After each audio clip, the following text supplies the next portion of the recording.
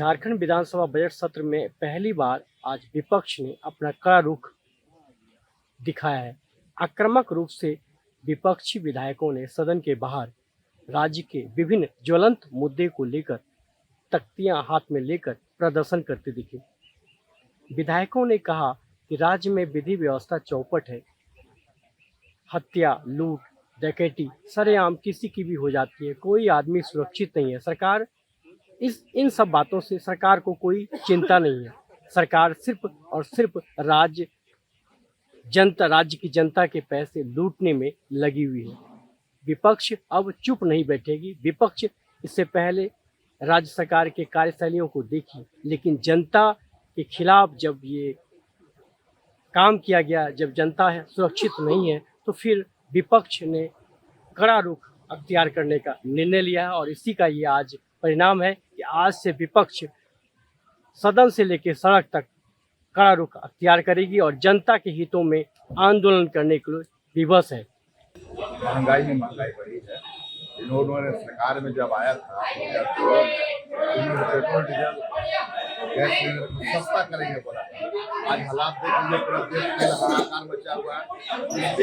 NDA सरकार में लोगों को राहत देने का कोई लाभ नहीं दे रहा। दिन रात महंगाई बढ़ रही है हर जगह, चाहे रेलवे का टिकट देख लीजिए, चाहे हवाई जहाज का टिकट देख लीजिए, हर चीज में महंगाई, खाने पीने का सामान में देखिए। तो ये केंद्र में जो सरकार आई, नरेंद्र मोदी सरकार, ये आम जनता का जीवन जीना मुश्किल है। राजरप्पा में जो हुआ उसके क्या कहेंगे? ये दुर्भाग्य है। प्रशासन को इस तरह नहीं करना चाहिए थे। मान लीजिए वो दर्शनार्थी था, मंदिर में गया था पूजा करने के लिए, अगर मान लीजिए उनसे कोई गलती हो गई तो तुरंत एक्शन में नहीं आना चाहिए। अधिकारी बेलगाम हो गए, आपको लगता है? निश्चित रूप से जो भी अधिकारी इस तरह का कार्य में संलिप्त है उस पर कार्रवाई होनी चाहिए।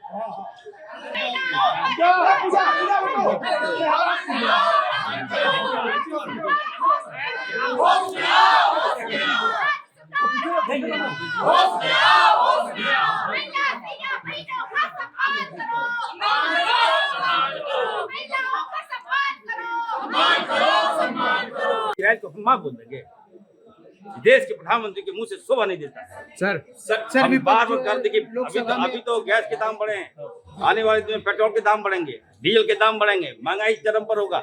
जिम्मेवार कौन होगा? मोदी जी को कम से कम बताना चाहिए। आप सच्चाई छुपा नहीं सकते है ना। आपकी विदेश नीति फ्लॉप हो गई है। आपने देश की जनता को गुमराह किया, धर्म के नाम पर आपने बांट दिया हम लोगों को।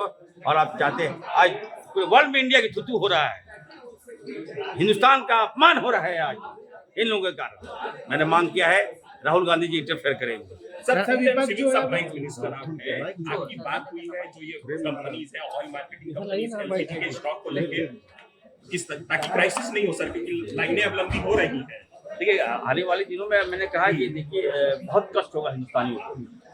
हिंदू को भी कष्ट होगा, मुसलमानों को भी कष्ट होगा, सिख को भी कष्ट होगा। बंद कीजिए नाटक। प्रधानमंत्री जी इस्तीफा दे, आपसे नहीं हो सकता। सर विपक्ष जो है लोकसभा में आज एज ए आपदा मंत्री, एज ए खाद्य आपूर्ति विभाग मंत्री होने के नाते मैंने झारखंड की तमाम, मैंने जो पेट्रोल के जो एजेंसी के जो हेड हैं, इंडियन ऑयल है चाहे HP हो, और भी जितने रिलायंस की, सबसे मेरी वार्ता मैं करने जा रहा हूँ। और मैंने मांग किया कि हमारे पास स्टॉक कितना है, कितने दिन तक हम सर्वाइव कर सकते हैं, कितने दिन तक हम इस नियमित रेट पर हम तेल दे सकते हैं, इसकी विस्तृत जानकारी दें। सर MRI और CT स्कैन सेंटर हर सदर अस्पताल में खुले ही हम लोग की मांग है सर। और झारखंड हालत एक ही रहेगी। तुम कौन हो? तुम? हम लोग सर गिरिडीह से आए हुए हैं। हम चाहते हैं कि झारखंड हम बस सर रिक्वेस्ट लेके आए हैं लोकसभा में सदर के लिए। उस पे आप क्या कहना चाहिए? तुम कौन हो? तुम? 1.5-2 महीने पहले ही जो यह प्रेशर में यह डील किया गया, उसके बारे में राहुल गांधी जी ने आगाह किया था। और हम लोग बिल्कुल वैसा ही होते देख रहे हैं कि उसका कोई जस्टिफिकेशन इस देश के प्रधानमंत्री के पास नहीं है। बातचीत को अवॉइड कर रहे हैं, कोई तथ्यों को नहीं रखने का काम किया जा रहा है और लगातार ऐसे निर्णय किए जा रहे हैं जिससे यह समझ में आ रहा है कि यह डील प्रेशर में किया गया। एप्स्टीन फाइल का असर है या अडानी का असर है, ये तो समय बताएगा। अब जनता से पूछिए, कोई अफसर किसी की बात को सुनने के लिए तैयार नहीं। अंचल ऑफिस में चले जाइए, ब्लॉक चले जाइए, लगता ही नहीं कोई आबुआ सरकार है। यहाँ तो लगता है कि सरकारी बाबू लोग चला रहे हैं और मनमानी तरीके से आप देख रहे होंगे राज्य की हालत क्या हो गई।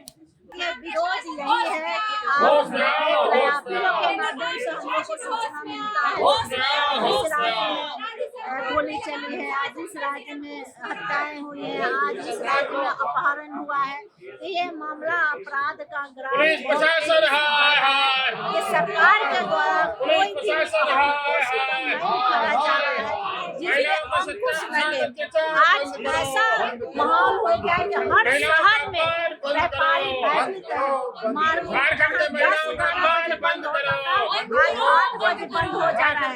बोलते हैं कि भैया क्या हो गया है, तो क्या करे अपराधियों दुकान लूटा जा रहा है। तो ऐसे में सरकार को अहम कदम उठाना चाहिए। राज्य में कोई भी सुरक्षित नहीं है, दुकान वाले से लेकर डॉक्टर से लेकर व्यापारी से लेकर युवाओं से लेकर महिलाओं तक सब असुरक्षित है।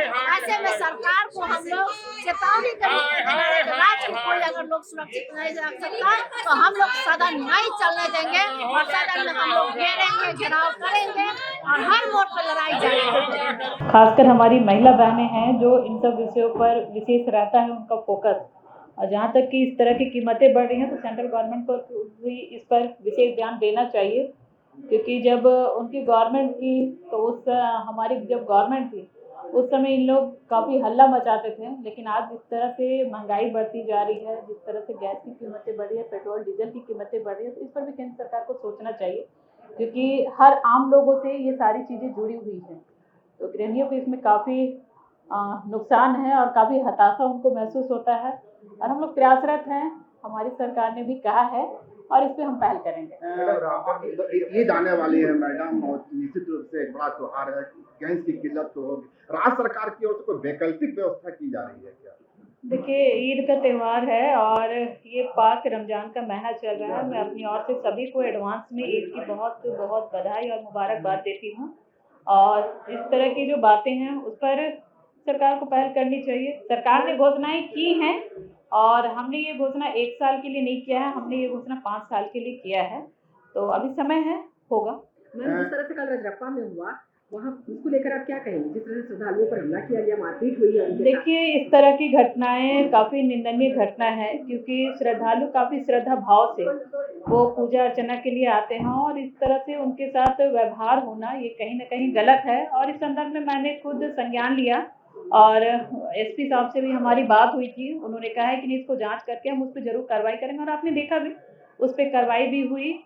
जो भी पुलिसकर्मी इस तरह की घटना को अंजाम दिए थे उनको सस्पेंड भी किया गया है। आगे से ऐसी घटना ना हो उसके लिए हाँ, नहीं, आगे ऐसी घटनाएं ना हो, ऐसी पुनरावृत्ति ना हो, जिसके लिए प्रशासन को वहाँ पर सजग रहना होगा। प्रशासन को एक तो पेशेंस लेकर के रहना होगा, क्योंकि काफ़ी क्राउड एरिया है और बराबर वहाँ पे, क्योंकि एक ऐसा आस्था का केंद्र है जहाँ सबकी मन्नतें भी पूरी होती हैं और काफ़ी तादाद में लोग, या वो कोई ओकेजन रहे या फिर कोई मुहूर्त रहे, पर डे का वहाँ पे आवागमन रहता है और काफ़ी भीड़ भाड़ वाला वो स्थल है। सजग रहती है कि प्रशासन के द्वारा ही अगर इस तरह का किया जाए तो क्या? मैंने आपको कहा कि प्रशासन को भी इस पर सजग होने की आवश्यकता है, पेशेंस रखने की आवश्यकता है। उनको भी मतलब बहुत ही अच्छे तरीके से, सुव्यवस्थित तरीके से वहाँ पर सभी श्रद्धालुओं को दर्शन कराना चाहिए और जो भी वहाँ पे पुजारी गण हैं उनको भी कोऑपरेट करना चाहिए और अच्छे से पूजा अर्चना करके श्रद्धालुओं को ये करना चाहिए। अभिभावकों का सम्मान करना होगा, वृद्ध माता पिता का सम्मान करना होगा, वृद्ध माता पिता का सम्मान करना होगा। आपके राज्य की खबरें, आपके शहर की खबरें सबसे पहले जानने के लिए देखते रहें अमर उजाला। चैनल को सब्सक्राइब जरूर कर लें और पाएं हर अपडेट।